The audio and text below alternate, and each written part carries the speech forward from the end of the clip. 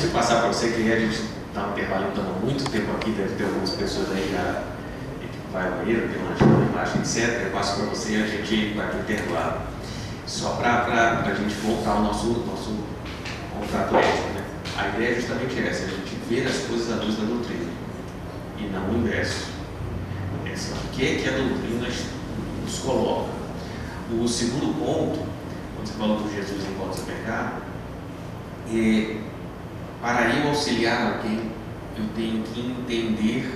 Quanto mais eu entendo o que ele está passando, mais eu consigo auxiliar. Então, quando você vai no médico, o médico tem que, a primeira coisa que ele faz é te diagnosticar. Quando você vai solicitar auxílio, sei lá, em qualquer repartição, a primeira coisa que ele vai fazer é qual é a sua situação. Quando você vai procurar um advogado, o advogado vai dizer, ok, me conte o que é que você está passando. Eu tenho que entender o que está acontecendo para poder auxiliar. O objetivo é sempre o auxílio. É sempre estimular em mim e nos outros questões positivas.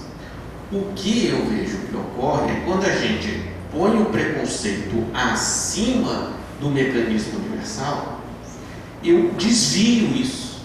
Aí eu não quero ver, eu não quero entender como funciona, porque se eu falar, por exemplo, algumas questões que não são aquelas que estão aceitas no meu grupo de convívio, eu posso ser taxado como preconceituoso. E aí eu não quero ver. Só que se eu não vir, eu não diagnostico. Se eu não diagnosticar, eu reduzo minha capacidade de auxílio. Então, diferenciar. Todos nós estamos aqui para auxiliar e ser auxiliado. Somos cristãos acima de tudo. Agora, quando a gente pergunta, depois, na volta, a gente vai falar sobre, já que a gente ficou só nesse assunto, né, tinha outros, mas enfim, a questão do ideal. Tem algumas passagens aqui que falam assim, qual é o ideal? E usam essa palavra, ideal. O que não significa que, então é para agora. Cara, o ideal a gente vai alcançar daqui a milhões de anos. A pressa também é um indício de imperfeição na matéria evolutiva. Então, saber onde vou chegar e saber onde eu estou é fundamental para eu traçar o meu caminho. Se eu não sei onde eu estou, conhece a ti mesmo, e eu não sei onde eu vou chegar em espíritos evoluídos, eu não consigo traçar uma linha de evolução, traçar uma linha consciente de evolução. Então, de novo, reforçando a questão de tira essa eiva do preconceito. Não pode ser preconceito, isso a gente sabe. Somos cristãos. Lembra do contrato? Pressuposto, postura cristã. Mas entender qual é o mecanismo, por isso eu lembrei da pergunta. Espíritos superiores, qual é o comportamento deles? É lá que eu vou chegar. Agora, vai ser para hoje, vai ser para daqui a 1000 anos, vai ser daqui a 100 mil anos, enfim, aí é tempo de cada um. E neste processo que todos nós estamos passando em um mundo de provas e expiações, temos que nos auxiliar. Temos qualidades, temos deficiências, temos dificuldades. Na volta a gente fala sobre o ideal. Eu vou passar aqui. Deixa eu passar aqui, você consegue ficar. Preocupado com a hora. Você consegue anotar aí para a gente volta começando com você? Pode ser? Puxa. Sei, Greg. O que acontece? Falou-se bastante sobre preconceito. Uma fala atribuída a Chico Xavier é que ele teria dito que ele aprendeu muito com os espíritos superiores, mas ele também aprendeu muito com os chamados espíritos inferiores a respeito dele mesmo. Se nós compreendemos que todos nós nascemos simples e ignorantes com uma angelitude, quem de nós pode dizer que não tem consigo, ou que já teve em expressões inferiores a que tem hoje, algo que identifica no seu irmão?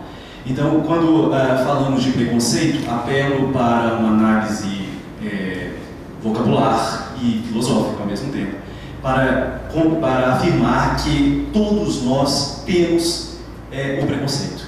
Isso é indissociável da nossa condição de criaturas em aprendizado.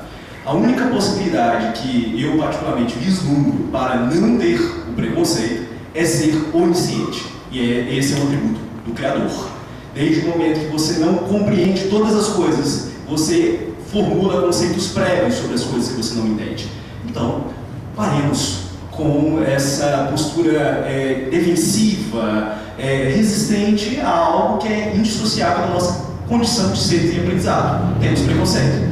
O problema é a postura que assumimos diante do próprio preconceito. A cegueira perante o próprio preconceito é um problema. Não, eu não tenho. Esse é um problema. E 2, não sei e nem quero saber. Esse é outro problema. Aquele que se acomoda na sua ignorância. Então, desde que eu reconheço que eu não sei, eu procuro aprender, né? E esse é a postura que devemos assumir. Nós temos algo que é bem reforçado pela fala do Bruno, a necessidade de recordar que, como espíritas, somos cristãos, como cristãos seguidores do Cristo. Essa é a compreensão mais simples, pura do que é ser cristão. E vamos ao Evangelho segundo o Espiritismo como continuação dos ensinos do Cristo para nós, para encontrarmos lá em o capítulo 5, Bem-aventurados os aflitos, no tópico Motivos de Resignação, algo que nos fala de forma muito clara a nossa necessidade de esclarecimento, a nossa sede de evolução. Diz lá em determinado parágrafo: tal o sentido das palavras bem-aventurados os aflitos, pois que serão consolados. São ditosos porque se quitam e porque, depois de se haverem quitado, estarão livres. Se, porém, o homem, ao quitar-se de um lado, endivida-se de outro, jamais poderá alcançar a sua libertação. Ora, cada nova falta aumenta a dívida, porquanto nenhuma água, qualquer que ela seja, que não acarrete forçosa e inevitavelmente uma punição. Se não for hoje, será amanhã. Se não for na vida atual, será noutra. Entre essas faltas, cumpre, se coloque na primeira fiada a carência de submissão à vontade de Deus. Logo, se murmurarmos nas aflições, se não as aceitarmos com resignação, como algo que devemos ter merecido, se acusarmos a Deus de ser injusto, nova dívida contraímos, que nos faz perder o fruto que devíamos colher do sofrimento. É por isso que teremos de recomeçar absolutamente como se a um credor que nos atormente pagássemos uma cota e a tomássemos de novo por empréstimo. E o texto continua. Encerra a minha fala dizendo que algo que precisa ser considerado em reflexões, em diálogos que ainda possam ter neste nosso alimento doutrinário de hoje no seu espaço, precisamos reportar com alguma frequência maior a Deus e as suas leis. Não estamos aqui para inventar as leis que já estão postas, estamos para entendê-las aqui. É preciso que nós nos, entre aspas, humildifiquemos, nos situemos na postura de filhos de Deus que estão aprendendo das leis de seu Pai, para podermos admitir que nenhum homem, nenhuma mulher na história da humanidade, deste planeta, de todos os planetas que habitam nas galáxias infinitas, criaram um só dos princípios que estão sistematizados na física, na química e na biologia. O que se fez foi observar, meus irmãos. O que homens em toda a história da ciência fizeram até hoje foi observar e constatar com ressalvas, com possibilidades de serem reconstatadas ou refutadas em estudos posteriores. Então, nos coloquemos mais na nossa posição, exercitemos a humildade como quem está tentando entender juntos. Né? Nenhum de nós tem a compreensão que é própria do Criador. Pois bem, vamos começar, voltar, né? A gente tem aí, se a gente meio-dia 10, antes de até uma hora, ver se a gente termina aqui. E ao final a gente apresenta aqui a data para o próximo, data local. Evidentemente a gente vai mudar o tema, já está 2 nesse tema, então a gente muda. A ideia é cada encontro a gente ter um tema diferente para debater. E nada impede que a gente possa voltar, mas para a gente realmente dar a oportunidade de debater outros temas. Ficou, Elisângela, que pode falar, né? Por favor.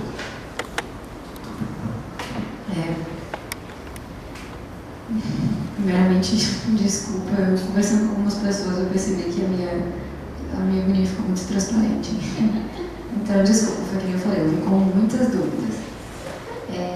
O que, na verdade, os comentários que eu queria fazer é uma costura do que todo mundo falou e as dúvidas do que foi dito. Quando você perguntou dos espíritos superiores que a gente pega de Chico para cima, eu fiz uma anotação assim, que o que eu percebi pelos comentários até de Divaldo é que eles optaram por abnegar, obrigada, que eles optaram por abdicar desses prazeres físicos, direcionando para outras atividades, né? E aí a minha dúvida em relação a isso é o seguinte: é primitivo? Não é. Se a gente vê o conceito de sexo, então o sexo, de um lado materialista, genérico, que a gente analisa, está bem primitivo. Mas não é, eu sei que não é. Mas quando a gente fala em abandono da matéria, eles fizeram essa opção por causa disso? Por causa desse abandono da matéria, redirecionar essa energia para outras coisas? Porque sexo não é errado. O ato sexual, o bendito do coito, é uma forma de reprodução atualmente e tal. Então a minha dúvida é em relação a isso. Eles abdicaram em relação pelo abandono da matéria. E aí, em relação a isso, eu conectei com o que a Angélica falou quando... Cadê a Angélica? Ali. Que ela falou que em criança... Ângela. Ai, gente, desculpa. Eu tô de longe, eu não tô assistindo aqui, Angélica. Desculpa. Que ela falou o seguinte: em crianças ainda, digamos, a orientação sexual ainda não está definida, né?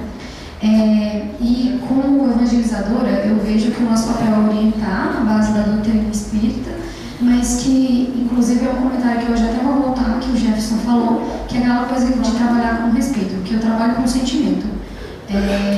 Então, quando um jovem vem me perguntar, eu me preocupo mais em falar do sentimento, de que a pergunta é: tá, como que eu vou abordar isso?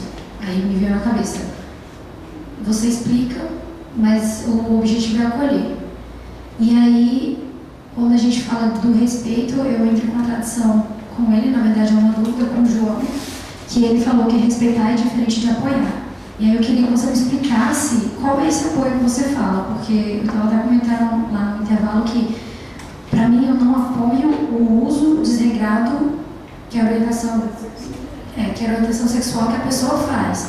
Mas o que é esse apoio que você falou? Assim, que você falou que é diferente de apoio, quer dizer que a gente deve respeitar, mas não deve apoiar, porque o que eu não apoio é o que a pessoa faz com aquela opção dela. E irrelevante se é homossexualidade ou se é homossexualidade, porque, né, o mal está no espírito e não no corpo em si.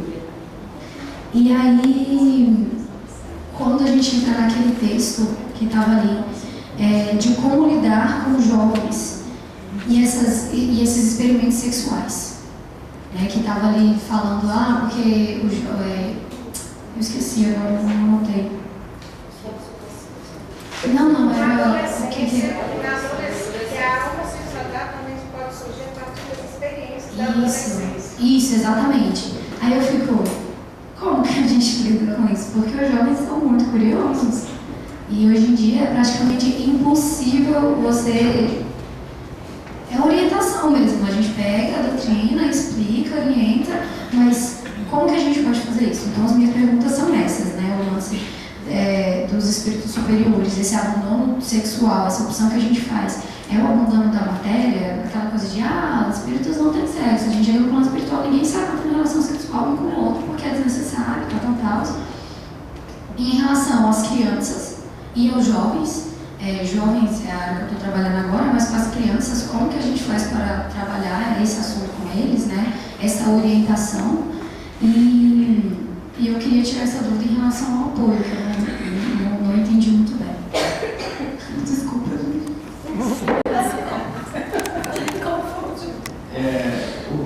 A diferença entre respeitar e apoiar, o respeitar todo mundo entendeu, né? O apoiar é uma parada que o Jefferson falou. Quando Jesus Cristo ele se reuniu com ladrões, ele não falou continua roubando, né? Ele não falou para a prostituta, continua, ele falou para a adúltera, vai e não peques mais, né? Na autoridade moral dele, né? Então, é difícil você estabelecer uma linha conceitual, né? O que é apoio, o que é respeito, o que eu quis dizer no sentido que o Jefferson ilustrou muito bem, né? Então, por exemplo, Chopin, ele tinha uma esposa que adotou um pseudônimo masculino, era Aurora, ele era bem afeminado, ele se descreve, né? Um compositor, e Aurora era bem masculinizado. Numa ocasião, no hotel, estava pingando no quarto do hotel, no guarda-chuva. Estava no hotel esperando ele fazer um concerto. Quem subiu no telhado da chuva para consertar? Foi Aurora. O nome, o pseudônimo que ela adotou era George Sands, né? Então, uma combinação muito boa ali, né? E o apoiar, voltando ao apoiar, né? É exatamente não receber, acolher a pessoa. Acolher você tem que acolher, mas não colocar ideias que a estimulem mais ainda.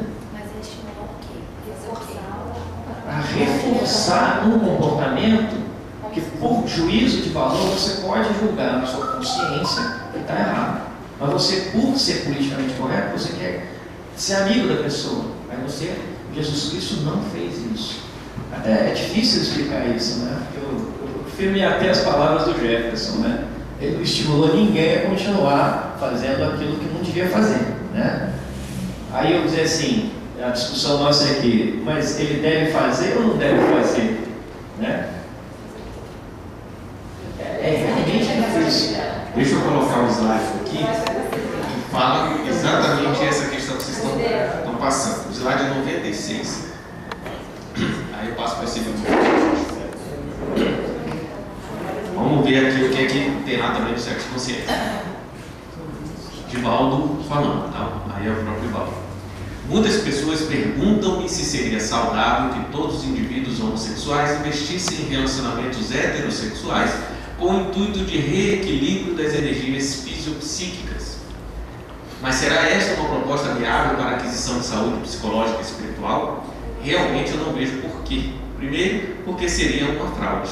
Ao investir em um relacionamento para o qual talvez não esteja afetivamente equipado, ele estaria fraudando a si mesmo. Se ele acredita possuir uma estrutura psicológica para exercer a sua sexualidade dentro da orientação convencional, que contempla a função biológica da reprodução, seria recomendável o apoio de um terapeuta que auxilie a tentar um equilíbrio no trabalho de autoconhecimento. Com o recurso da terapia, ele poderá autodescobrir-se, verificando se consegue ultrapassar barreiras inerentes às suas dificuldades afetivas. Mas isto terá que ser feito de uma forma muito criteriosa, para que não se configure uma situação forçada e artificial que só terá consequências negativas, contribuindo para a infelicidade do indivíduo.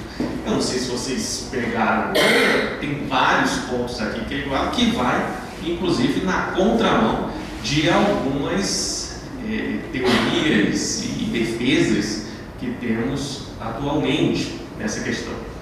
Primeiro, início desse texto vem depois, eles citam um caso de aparente homossexualidade que é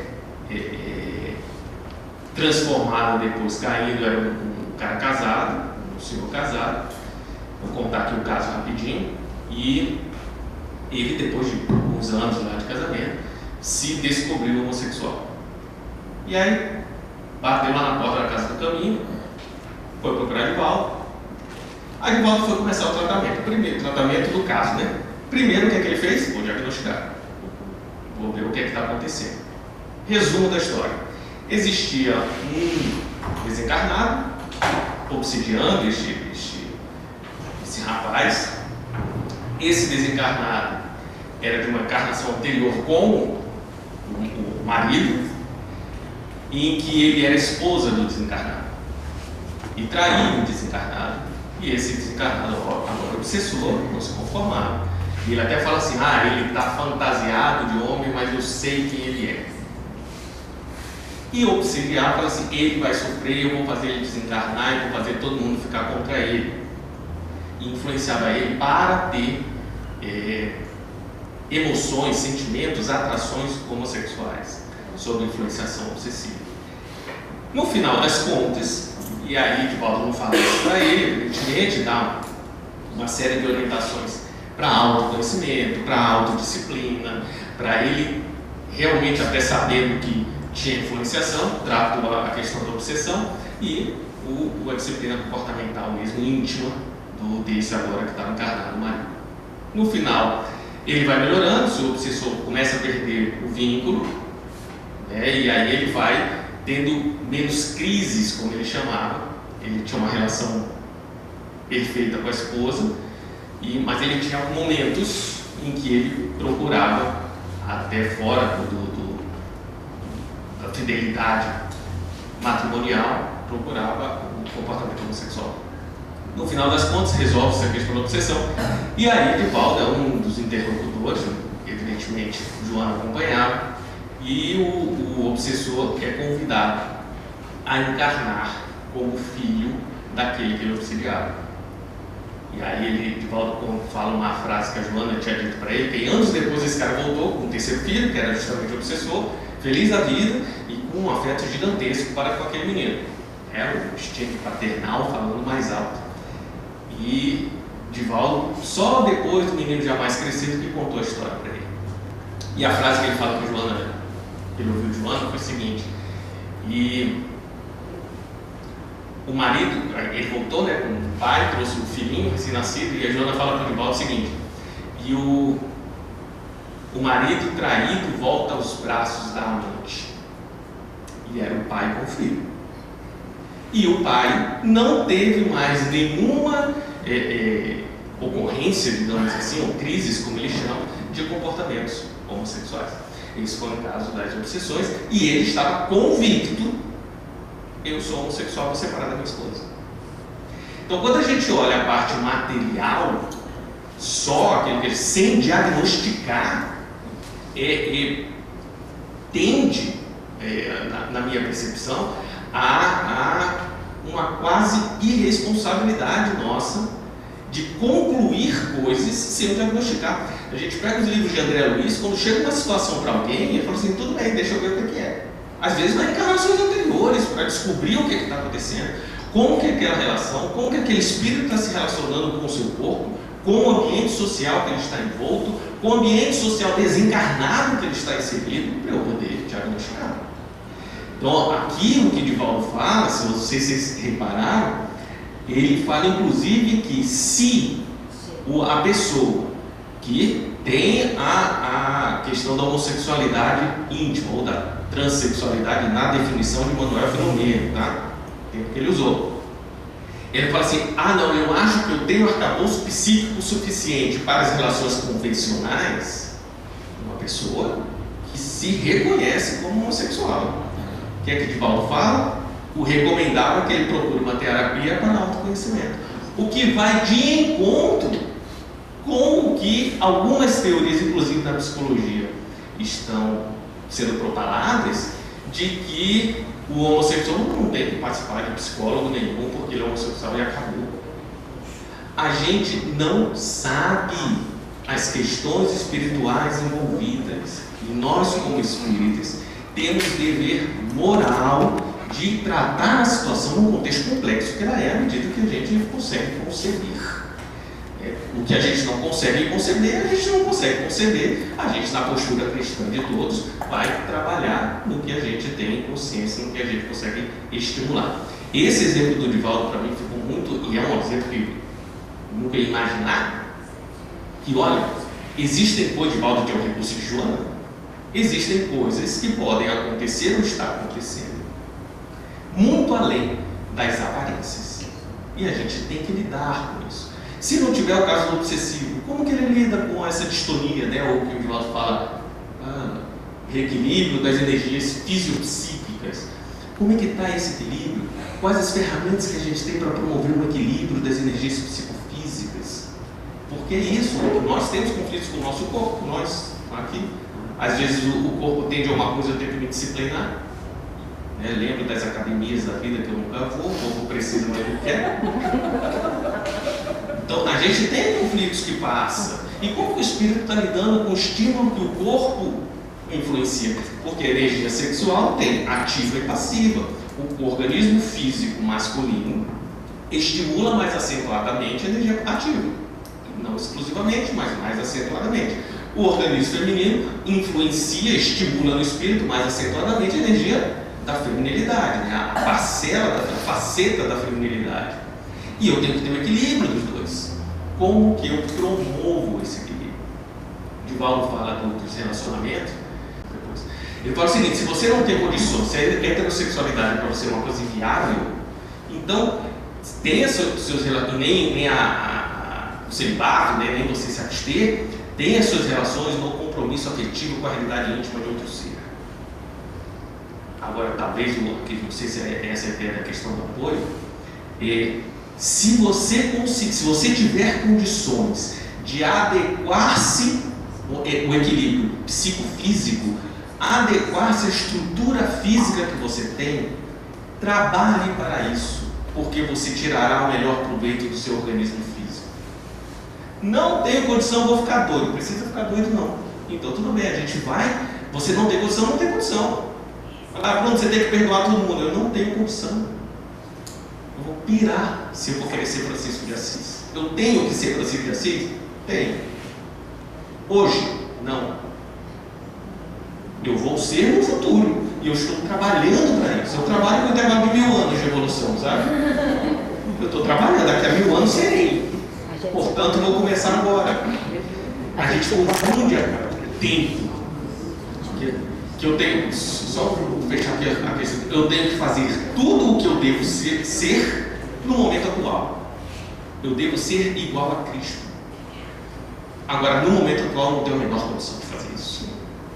Agora eu vou ser. Uma vez eu não sei se não passa, não.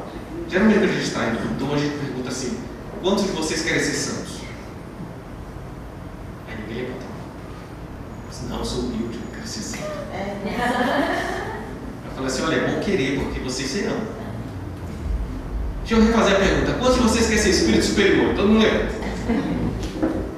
Considerando que santos são espíritos superiores, né? Ou seja, nós seremos, e é bom eu querer ser, porque se eu quiser ser, eu vou direcionar minha vontade para isso.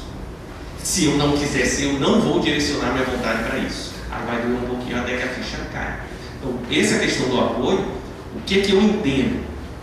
Estimular uma homossexualidade é diferente de eu conceder e tratar as condições daquele espírito na capacidade dele. Se você tem condições, ainda que com alguma disciplina íntima, de reverter a situação, faça. Se você não tem condições, não precisa fazer agora. Uma vez, só para fechar, eu passo para você. Uma vez, também nessa mesma conversa que me fizeram essa pergunta, estava falando de, ok, então por que uma das causas que o espírito vem com a homossexualidade, uma homoafetividade intrínseca? Ele passou uma série de encarnações como mulher, aí ele encarnou como homem e ele tem as suas tendências. Ok, continua encarnando como homem, o que é que vai acontecer? Muda a bagagem espiritual dele. Oi? Muda a bagagem espiritual. Ele vai continuar homossexual ou não? Ele tem 100 encarnações como mulher. Aí encarnou como homem, ele tem as suas dificuldades de adaptação. Eu vou passar 1000 encarnações como homem, e aí? Não tem nada a ver. Não tem nada a ver. Ele vai receber influência, e a tendência é voltar a sua equilíbrio psicofísico. Diz no próprio, acho que é Joana agora, no futuro a gente vai ter essa capacidade de adaptabilidade ao corpo, que é a heterossexualidade moral mesmo em grau maior. Ou seja, independentemente do meu comportamento físico, eu consigo me adaptar ao organismo físico do qual estou inserido para tirar o melhor proveito dele. Proveito moral elevado, não é inferior não. Ou seja, o que aquela ferramenta pode me contribuir para a minha evolução? Eu tenho que estar em sintonia com ela. A inadaptabilidade psicofísica é um exercício que eu tenho que fazer ainda para conseguir esta capacidade como espírito. Porque espíritos mais elevados, aí não estamos falando de eles muito elevados, não, espíritos elevados, mas não é grande, conseguem adaptar-se ao organismo. Então você está falando que a homossexualidade é inferior que a heterossexualidade? Não. A questão é, eu consigo me adaptar ao meu organismo, à situação externa que eu vivo, às vicissitudes que eu passo? Eu consigo me adaptar às situações para chegar ao melhor proveito delas? acho que é nesse sentido, não sei se é isso, a questão do estímulo. Estímulo não é imposição. Eu não dou conta. Eu vou para o inferno. Não vai não, graças a Deus. Literalmente o inferno não existe. Ninguém vai. A gente está aqui caminhando, todo mundo vai aprender, todo mundo vai passar pelas as suas questões. A questão é, quando eu chegar lá na frente, eu vou ter capacidade de adaptação a qualquer organismo físico que Deus me coloque como ferramenta evolutiva. Eu também Porque a dificuldade que eu tive de entender no seu discurso, eu entendi um pouco mais agora no final, é que quando você fala adequar-se ao corpo, lembrando que sempre quando eu tento pensar em levar isso para o jovem, é como que eu faço para colocar isso sem falar o que eu acho que é certo. Porque se eu falo isso, eu dando aula e tudo mais, falando sobre sexualidade, e falo para o jovem exatamente esse discurso, ele vai, é como se eu estivesse associando, assim, como se eu estivesse castrando ele. Assim, no sentido de... Você não tem que fazer isso, você não pode faltar o livre-arbítrio daquele espírito. Aí a gente... Até pelo slide anterior, de volta explicando que você tem que respeitar a condição que o próprio espírito se comporta. Sim, exatamente. Entrando nesse ponto, aí quer dizer que ele é estimulando. Você tem que buscar o seu autoconhecimento para tomar as suas próprias decisões. Não, sim, mas você tem que entender que quando eu dou uma aula, se eu pegar esse argumento e colocar, ele vai achar que eu estou falando que ele tem que deixar de ser homossexual. Não, desculpa se essa expressão certa, mas eu tenho que deixar de ser o que eu sou para me adaptar ao corpo. Se eu falo, não, você tem que seguir o que está no seu coração, vou colocar essas coisas assim meio espíritas, né? Tipo, seguir o que está no seu coração, contanto que seja o certo. Então quer dizer que eu estou estimulando? Eu estou colocando minha dúvida como professora mesmo. Assim, de como que eu vou falando isso com o jovem, como que eu faço isso, entendeu? Porque o problema não é aqui. O problema é como que eu vou falar e como que ele vai entender. Porque eu não quero falar nada que vá prejudicar. Gente, se o menino... Eu vou me sentir responsável por aquilo. Eu não quero falar nenhuma besteira, essa é a minha dúvida. Entendeu? Na verdade, é porque você está colocando uma questão que não está aqui na pauta. Como nós vamos passar isso às pessoas que a gente está conversando. O que a gente está colocando aqui...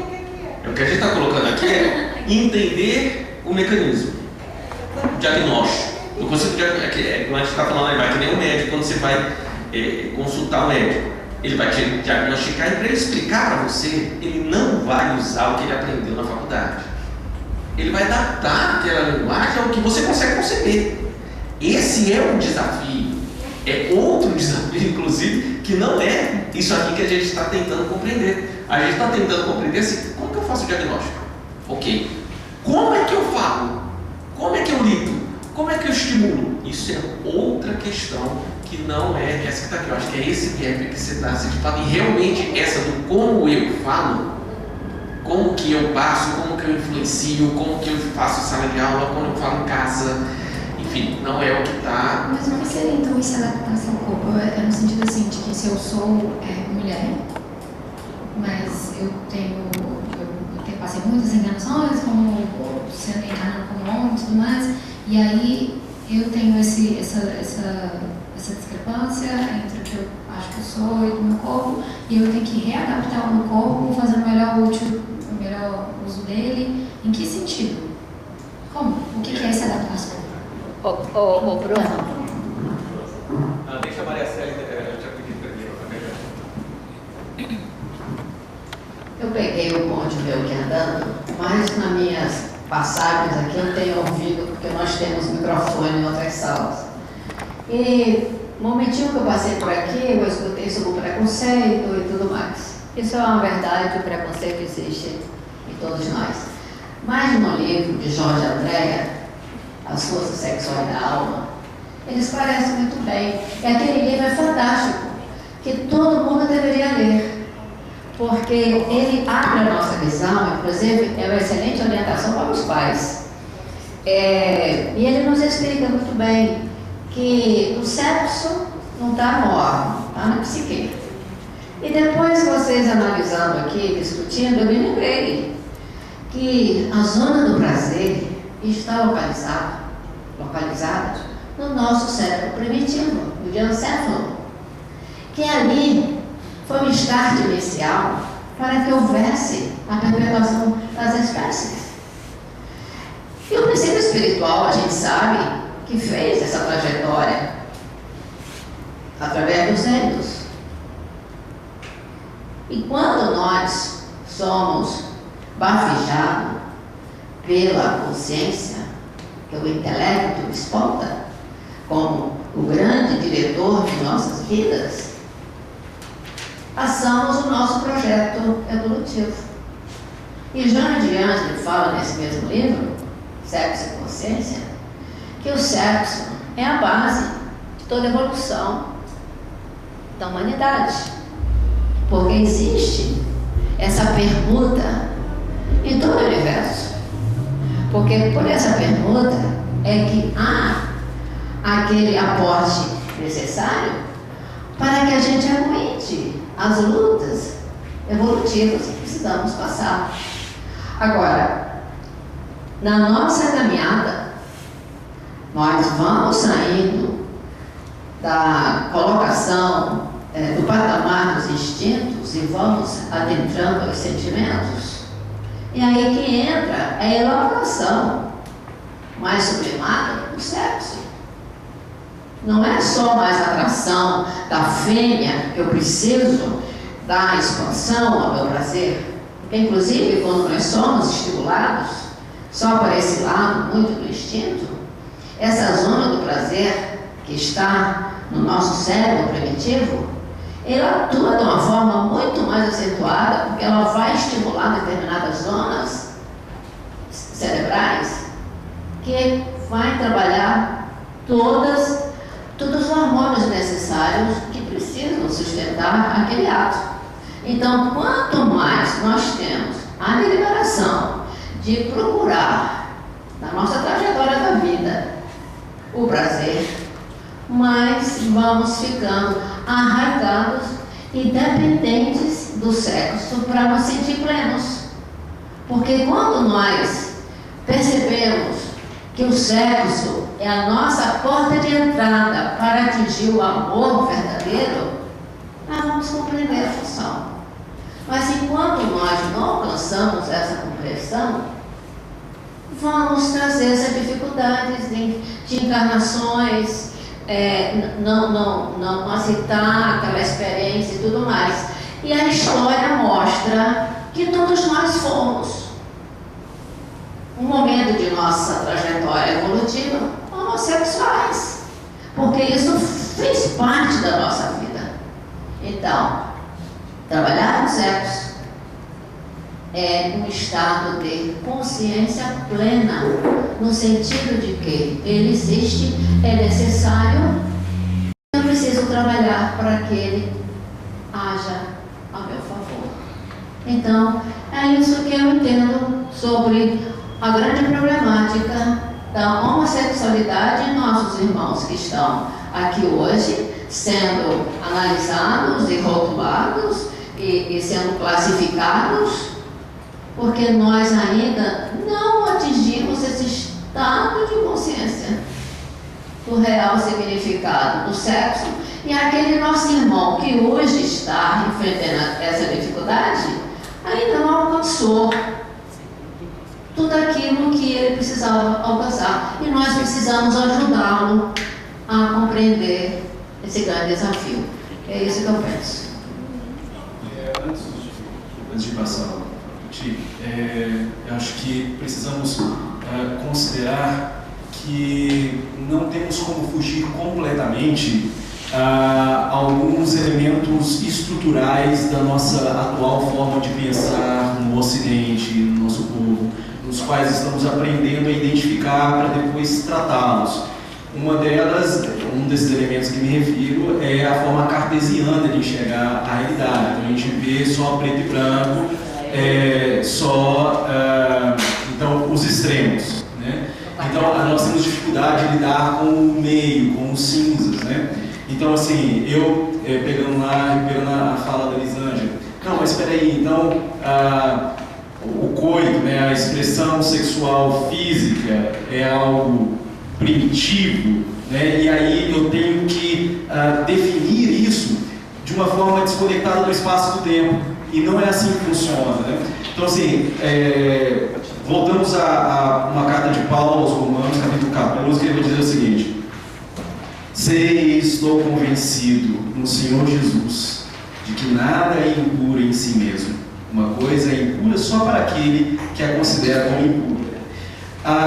O que acontece é que, à medida que o espírito evolui em inteligência e moralidade, aquilo que era indiferente à sua capacidade de sentir e perceber, agora não é mais. E aquilo que sempre foi, por exemplo, o ato de matar, sempre foi um crime, está no livro dos Espíritos, existe atenuantes, mas, segundo os Espíritos superiores nos informam, este é permanentemente um crime, subtrair a vida de um irmão. Então, o que acontece lá na época dos canibais é que a capacidade de discernimento, que abaixo de um juiz, de um magistrado nos dias de hoje, lhe dá atenuantes ao cometer esse ato. E, nos dias de hoje, para o magistrado, agravantes.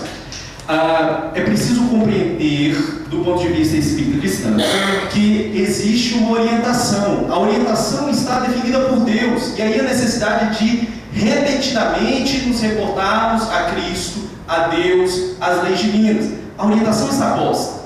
Como eu vou interagir com essa proposta? Como eu vou conseguir me adaptar a ela, que tem muito da fala que o Bruno trouxe e da leitura que ele fez, né? Quanto que eu consigo responder ao que é pedido, é outra história, mas a orientação está posta. Não há discurso, sofisma possível de deturpar as leis divinas, e por isso que recuperei lá, bem-aventurados os aflitos, no Evangelho segundo o Espiritismo, cada um que suporte a sua cruz, ponto final. Porque quando nós vamos, embora o assunto não seja esse o enfoque, mas talvez seja o exemplo mais didático para concluir o pensamento que quero colocar aqui, a apreciação de todos os presentes, lá quando vamos falar de aborto, meu corpo, minhas regras, vírgula, porque vamos a uma história também de Divaldo, em que ele traz um caso de uma mulher que desejou, porque não era algo que convinha à sua posição social, não era algo que convinha às suas aspirações de libertinagem, ela ter um filho. É um estorvo dar continuação àquela gestação. O que ela faz? Ela decide abortar. Ela é estimulada, ela é influenciada pela mãe já desencarnada e por espíritos amigos que, provocados pela intervenção maternal, tentam dissuadi-la, mas ela fixa-se na prerrogativa divina do livre-arbítrio para permanecer na mesma decisão de abortar. Ok, só que não existe só a vontade dela atuante no universo. E o espírito que estava na condição de reencarnante era um antigo desafeto, um antigo inimigo daquele espírito que iria recebê-lo como mãe. Ao recuperar minimamente o discernimento, no processo inverso da perturbação que acontece no processo de reencarne, a gente está reencarnando, a gente vai sofrendo uma perturbação, de onde vem inclusive o esquecimento das vidas pretéritas. Como ele estava no processo de desligamento, era o processo inverso, ele começa a recuperar o discernimento. Ele entende o que está acontecendo, e num diálogo perispírito mental, ele diz mais ou menos assim: você me negou a vida, pois eu também te nego. E ele se apega ao aparelho fisiológico daquela mulher, provoca a hemorragia e ela morre. O corpo físico. Ok, mas não foi bem assim meu corpo e minhas regras. Não foi bem assim como planejado, eu vou abortar e eu vou ficar feliz. E vai dar tudo certo. Dá certo para quem? Porque as nossas decisões, elas estão submetidas sempre, invariavelmente, aos códigos divinos. E, para concluir mesmo agora, quero dizer, em outra oportunidade, provavelmente poderemos desenvolver isso, mas precisamos, meus irmãos, amadurecer como espíritos imortais que somos. Isso no campo da moralidade, no campo da intelectualidade também. Nós ainda romanceamos muito bem. Ainda temos discursos com a pauta inclusiva, esquecendo que Deus é amor, mas é a plena justiça. Então, assim como nós que nos demos ao trabalho de cuidar de crianças, de filhos, e não dizemos sim a todo momento, e fizemos isso na expansão do mais legítimo amor, compreendamos que na nossa relação com o Criador não se passa muito diferente disso. Eu queria só ler a questão 202 do Livro dos Espíritos, que ela diz o seguinte: quando é errante, o que prefere o espírito? Encarnar no corpo de um homem ou no de uma mulher? A resposta é: isso pouco lhe importa.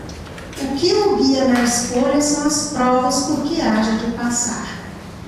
E quando Emmanuel, lá no Vida e Sexo, fala da homossexualidade, ele diz: observada a ocorrência, mas com os preconceitos da sociedade, constituída na Terra pela maioria heterossexual, do que com as verdades simples da vida, essa mesma ocorrência vai crescendo de intensidade e de extensão com o próprio desenvolvimento da humanidade. E o mundo vê na atualidade, em todos os países, extensas comunidades de irmãos em experiência dessa espécie, somando milhões de homens e mulheres solicitando atenção e respeito, em pé de igualdade ao respeito e atenção devidos às criaturas heterossexuais. Então, Emmanuel nos esclarece que a questão e a condição da homossexualidade é uma prova, como também é uma prova um homem que está na heterossexualidade e sai por aí achando que ele tem que ser um garanhão comendo todas as mulheres. Assim como é uma mulher que tem a vontade sexual excessiva, como existe, né? E sai por aí querendo fazer sexo com todos os homens que ela vê pela frente. São provas. E o corpo traz sim a condição que precisa ser desenvolvida. Mas não sou eu palestrante ou eu facilitadora de EJA ou de juventude que vou determinar a experiência que o outro deve seguir. Eu tenho uma homossexual na minha família e ela se identificou como lésbica, começou a ter relações sexuais com outras mulheres e hoje ela já procura outras mulheres com características masculinas. Porque a experiência dela foi levando... E o que nós orientamos? Ela, psicólogo, se autoconhecer. Ela vem se autoconhecendo e nesse processo de autoconhecimento tomando suas próprias decisões.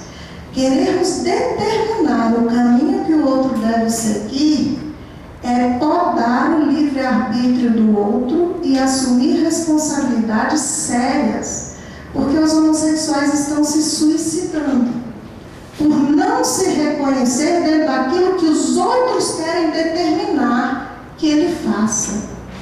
E isso é muito sério. Então nós não somos deuses ainda, né? Um dia chegaremos a ser co-criadores no sentido da cocriação mais ampla, mas nós não temos condições de determinar o que o outro deve realizar. A reforma íntima, é de cada ser, e é ele que vai determinar o seu caminho. É claro, a doutrina nos mostra que os pais têm a sua responsabilidade, até certa idade. A partir daquela idade de 10, 12 anos, diria até menos hoje, você não tem mais responsabilidade, porque o ser é responsável por suas escolhas e ações. É livre-arbítrio, que deve ser exercido na sua mais ampla, né, condição. Então, nós não temos que determinar o que o outro vai ou não realizar na vida dele. E sim o processo de autoconhecimento realizado por ele mesmo, que vai determinar os caminhos que ele deve seguir. Dentro de 1000 anos, né? Só queria fazer uma observação, a questão da psicologia, ela não diz que o homossexual tem que ser homossexual porque ele nasceu assim. Quem traz a demanda é o paciente. O paciente, a homossexualidade para ele é um conflito, então a gente vai tratar isso em terapia, porque é um conflito para ele. Se não é, bom, mas se é um conflito, é tratado em terapia. Só algumas observações, a gente está no horário, né? Está num momento muito legal. E de novo lembrar lá os primeiros slides quando a gente fala nas teses. Né? E evidentemente todo mundo tem o seu livre-arbítrio e reforçando essa ideia, a gente não determina absolutamente nada de ninguém. E nada Nada. Eu não determino se a pessoa vai gostar de mim ou não, não determino se a pessoa vai ser honesta ou não, eu não determino se a pessoa vai me respeitar ou não, eu não determino se ela vai se manter encarnada ou não, eu não determino absolutamente nada de ninguém. O único íntimo que Deus deu para governar a mim foi o meu. E a questão aqui não é essa, né? Isso deve ficar muito claro. Em absoluto, nenhum de nós tem condições de impor nada a ninguém, a não ser a si mesmo. Mas nós estamos em sala de aula, por exemplo, e somos perguntados: e o que a doutrina diz? Eu acho que esse é o ponto. Deve ser, e o que a doutrina diz? Eu não concordo, tudo bem, mas e o que a doutrina diz? Se você colocar para mim aí o 97, vamos ver essa possibilidade para ver se a gente chega no ponto de que a gente está aqui em natural esse anseio, que lá no encontro inicial, no primeiro encontro, a gente veio muito com a questão do anseio de, tá, e aí, o porquê que existe a homossexualidade? Agora já está no outro. Tá, como que eu vou lidar com as pessoas que me chegam? Percebe a situação? A gente conceituou no primeiro que era sexo, energia, essa bipolaridade que não é uma coisa exclusiva, né, excludente, mas é uma coisa inclusiva, são complementares. Vemos aqui como funciona esse mecanismo, tem vários fatores. E agora a gente está no outro anseio, na minha percepção. Como que eu vou lidar com as pessoas dentro de casa, fora de casa, enfim, e como, que eu acho que é o foco, como que eu vou falar da visão doutrinária sobre as questões relativas a sexo para aqueles que nos chegam, seja em palestras, pessoas que conversaram depois com a gente, seja em sala, em qualquer tipo de estudo. O como, a gente não vai conseguir desenvolver aqui, tá? Até porque o tempo já está avançado e a gente precisa definir, e o intuito é fechar pelo menos os conceitos, como que a coisa funciona, eu consegui diagnosticar. Agora, como é que eu vou lidar com aqueles que me chegam querendo saber como que a doutrina se porta? Aí talvez a gente tenha aqui em um outro momento. Mas o que é que o Divaldo colocava? A homossexualidade pode originar sem encarnação atual, um mecanismo de experimentações sexuais que o ser realiza quando está atormentado, sobretudo na fase da adolescência, quando anseia por descobrir os valores e aspirações como a gente tinha lido antes. Nesse particular, é comum que os pais também tenham alguma influência. Muitos pais, bastante atormentados, planejam ter um filho de sexo masculino e são surpreendidos pelo nascimento de uma filha. Eles se revoltam contra a circunstância indesejada e acabam tratando a filha de uma forma incompatível com a sensibilidade feminina, como se fosse um menino. Da mesma forma, encontramos situações em que a mãe, por exemplo, gostaria de ter uma filha e é colhida pela insatisfação de ter um menino em seus braços. Inconformada com a frustração, ela procura transferir para o filho todas as emoções que acalentou durante a gestação e passa a tratá-lo de maneira esdrúxula, vestindo-o com roupas que tendem ao estilo feminino e ensinando-lhe hábitos tipicamente femininos. Tanto um quanto o outro contexto pode deflagrar conflitos psicológicos no momento em que o filho estiver transitando pela fase da puberdade e da adolescência. Cabe aos pais amar o filho e não o sexo biológico no qual ele se encontra. Eu coloquei o resto aqui no texto, mas dando alguns outros exemplos. E ele chega a citar que esse desejo muito forte, por exemplo, da mãe em ter um menino e o encarnante vai vir como menina, pode influenciar na construção psicológica daquele encarnante, que estava tudo ok. E o desejo contrário da mãe, por exemplo, pode causar perturbações que vão aparecer na fase da pré-adolescência. Então, a gente começa a enxergar essas questões, se a gente colocar variáveis espirituais aí, a coisa é muito mais complexa do que um momento pontual na vida de um espírito em uma de suas encarnações. A influência mental da mãe, pela fusão perispirítica, né, por aquela junção, pode causar perturbações, e aí ele chama disso mesmo, das perturbações, no encarnante, gerando conflitos no âmbito da sexualidade, conflitos esses que não existiam antes dele se vincular ao corpo materno. E da mesma forma,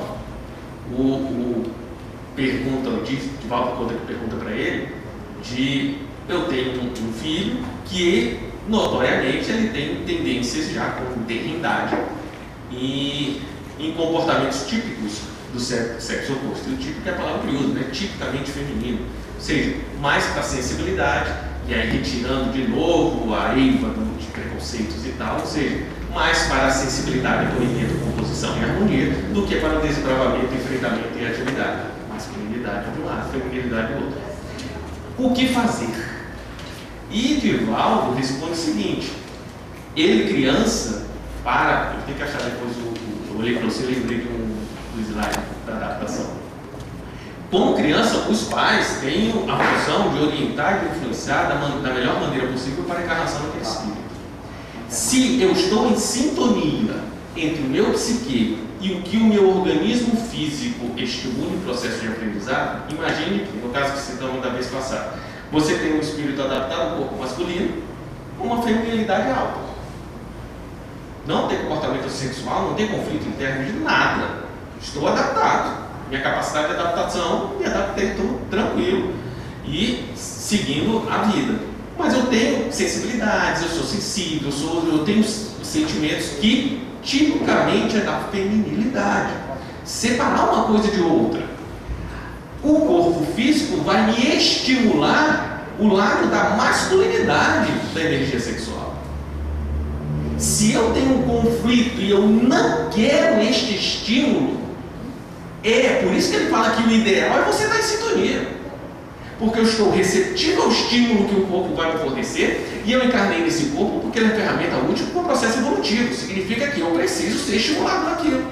Se eu estou em conflito com esse estímulo, eu estou dificultando de alguma sorte aquele ponto de aprendizado. E é um ponto de aprendizado, que é outra questão que a gente tem a tendência, né? Eu tomo um ponto como se fosse a vida inteira. Eu tomo uma característica da pessoa como se fosse a própria pessoa. E são coisas diferentes. Eu vou tratar, voltando ao exemplo do médico, né? Eu vou tratar a gripe, então eu vou tratar a gripe. Eu não vou falar dos seus hábitos alimentares. Eu quero tratar a gripe. É este ponto que tem que ser tratado. Aí ele tem que diagnosticar e ver qual é o melhor tratamento. Então, essa sintonia, por isso que a gente colocou aqui a distonia causa dificuldades a serem enfrentadas. Podem ser enfrentadas e a pessoa ser uma ótima pessoa, evoluir horrores nessa encarnação. Pode. Agora, se eu acho que não tem dificuldades para serem enfrentadas, eu vou ter ações para reduzir as dificuldades? Nenhuma. Para mim ela não existe. Um exemplo que eu vou dar não tem a ver com a questão da sexualidade, mas tempos atrás estava envolvido questões aí de adoção e tal, os trabalhos sociais, e aí eu fui ver como funciona o processo de adoção.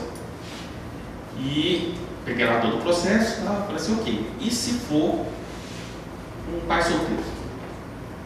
Eu quero adotar um filho. O processo é o mesmo.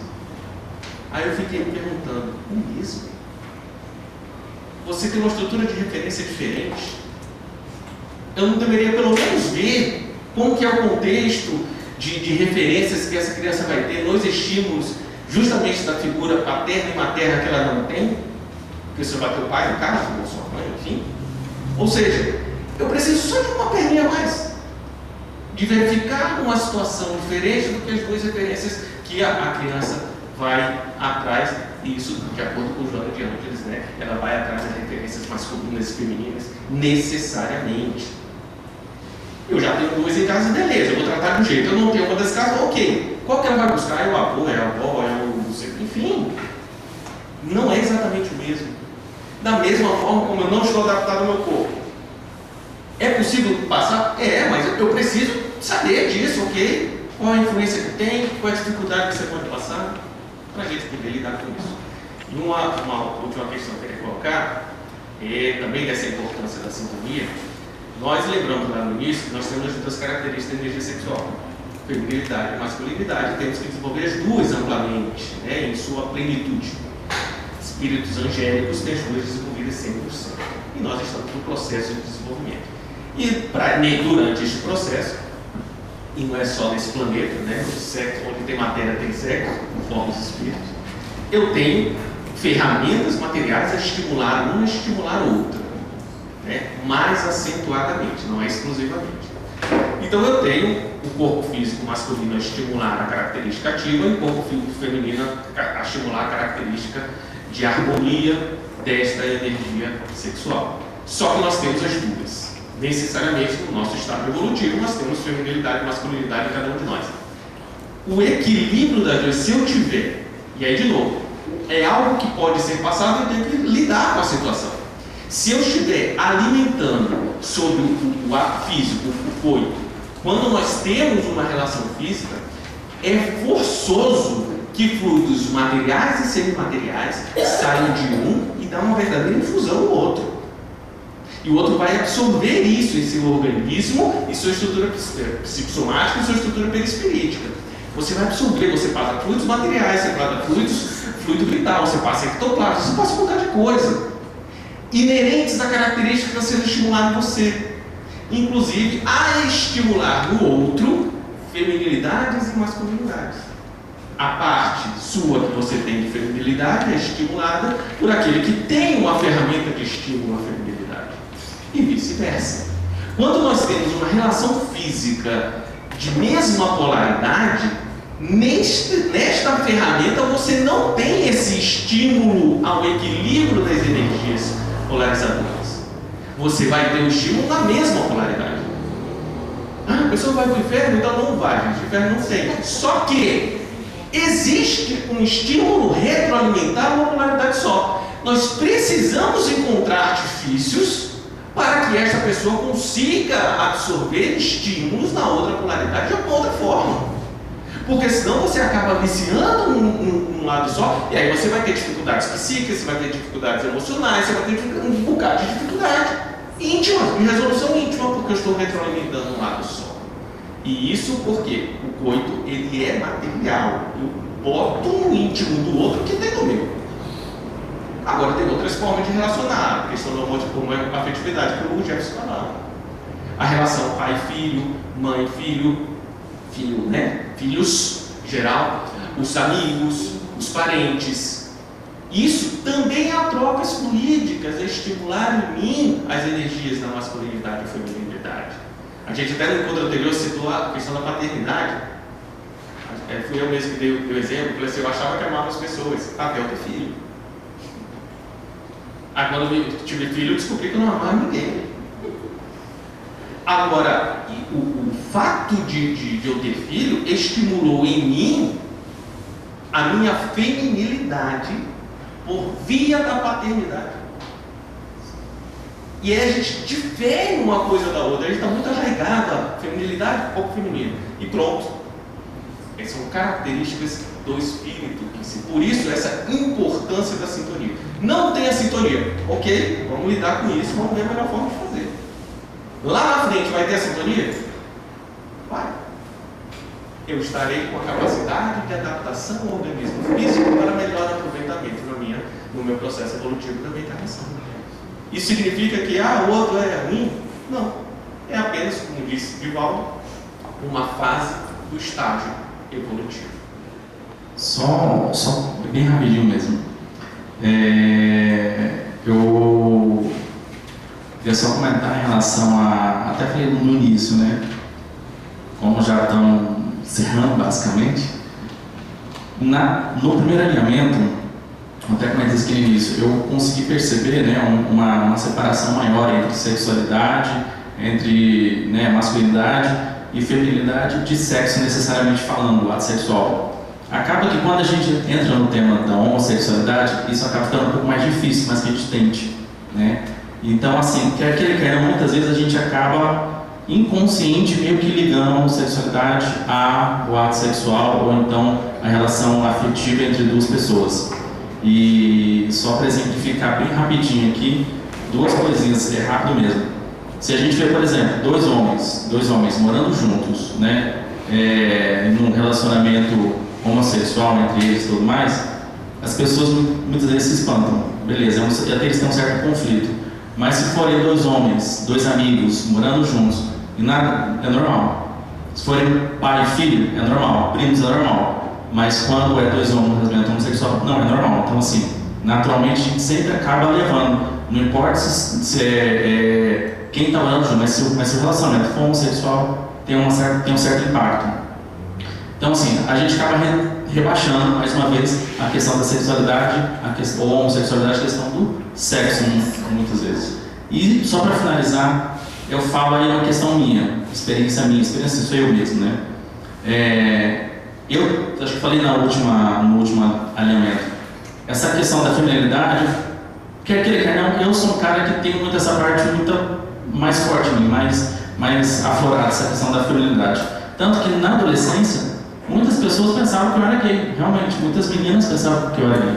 A minha própria esposa, a gente saiu pela primeira vez, a gente foi jantar, estava lá a pessoa, e eu acho que isso aí não vai dar. Acho que não teve.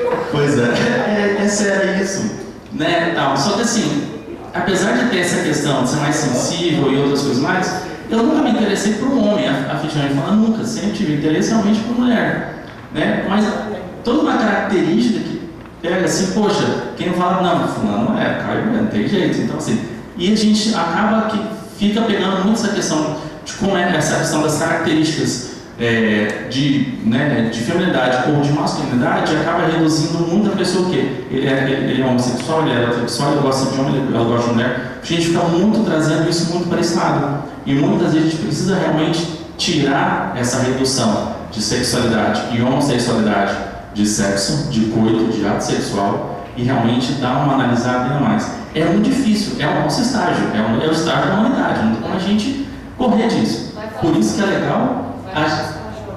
Isso, não, você fala. Por isso que eu acho muito legal essa questão que a gente está discutindo, porque até você não discute. Veio, pronto e fechou, né? Então, assim, são coisas diferentes. Não é assim, só que a gente acaba reduzindo tudo até devido à nossa materialidade, até devido à questão do sexo, se é o ato sexual, se é algo material, a gente acaba reduzindo para isso. Porém, o bom é, estamos discutindo, quem sabe daqui a 1000 anos a gente não fica totalmente alinhados. E só em relação ao que você comentou no início, a questão, até o Divaldo fala, eu queria lembrar, não sei se todos têm conhecimento, a questão do terceiro sexo. Lá na Ásia, não sei se sabe o que é o terceiro sexo, quem já ouviu falar isso aí? Lá na Ásia, eu não lembro o país agora, tem um país, ou mais de um país, tem uma cultura lá o seguinte, quando a família tem vários homens na família, eu não sei qual a quantidade exata, não sei se é o quarto ou quinto homem que nasce, esse último homem naquela lá, ele é criado como mulher, obrigatoriamente. Ele é transformado em mulher, isso é obrigação, tudo mais. Inclusive, a relacionamento homossexual, literalmente falando, eles são forçados. Eu não lembro se é o quarto, ou quinto, ou sexto filho, é chamado terceiro sexo, né? Então, ou seja, nós temos algumas culturas ainda no mundo onde força a pessoa, independente se ele é ou não, a ser homossexual, e aí ele vai ser o quê? Aí é o que é interessante. É o filho que vai cuidar da casa, se veste como mulher, que vai cozinhar, vai cuidar tudo da casa, inclusive só vai ter relações com outros homens. Isso ele sendo homossexual, entendeu? Então assim, essa é uma cultura que acaba acontecendo com certeza para outras reencarnações, isso vai acabar impactando ele. Então, além dessa situação de um mãe que deseja um filho, etc., da outras situações, temos a questão de cultura de alguns países, como é o caso do terceiro sexo. Que, ou seja, não é tão simples o assunto, é muito maior, muito mais profundo, muito mais complexo do que a gente pode imaginar. E, mais uma vez, é ótimo e tentar desvincular sexualidade, homossexualidade, de ato sexual, de relacionamento amoroso entre um casal. Dá para avançar na hora, e acho muito bacana, a gente não vai conseguir esgotar o assunto, evidentemente, e a gente começar a debater este assunto, né? Muitas das mazelas que nós criamos a respeito da sexualidade como um todo, em especial a questão da homossexualidade, a gente finge que não existe durante muitos séculos. E aí, se a gente finge que não existe, a gente não conhece os meandros da coisa e a gente não sabe como lidar e acaba refutando. E aí você cria uma série de disparates conceituais aí. E aí temos o que temos na nossa história. Acho que é importante a gente, como espíritas, estarmos abertos, virmos, presenciar e participar de debates que trazem temas que são pouco debatidos no movimento espírita, infelizmente, mas felizmente eu acho que todos nós estamos dispostos a isso, todos nós desejamos isso. E aí foi o intuito da gente formatar o projeto aqui do encontro de alinhamento, para a gente criar um espaço em parceria com as casas, e a gente agradece mais uma vez aqui o Jesus no Lar, que forneceu esse espaço, não para servir em si, mas para o movimento espírita. Temos aqui diversas pessoas que frequentam diversas casas, e esse é o intuito do Consciência, a gente criar espaços para que nós possamos amadurecer no conhecimento doutrinário, e uma das ações é o debate, é a gente conseguir se colocar. E particularmente fico muito feliz, vejo que conseguimos colocar os nossos posicionamentos. Essa é sempre uma preocupação nossa, que ninguém se sentir nem intimidado, nem agredido, né? Mesmo nas discordâncias, a gente conseguir colocar e defender os nossos pontos de vista. A gente tem uma preocupação sempre de trazer alguns textos de espíritos que já têm um reconhecimento, conhecimento doutrinário, para poder orientar o nosso debate, o que não significa que todos nós temos que sair daqui com as mesmas convicções e pontos de vista, mas cientes que são pontos de vista. E a gente sempre está nesse intuito de buscar o nosso conhecimento.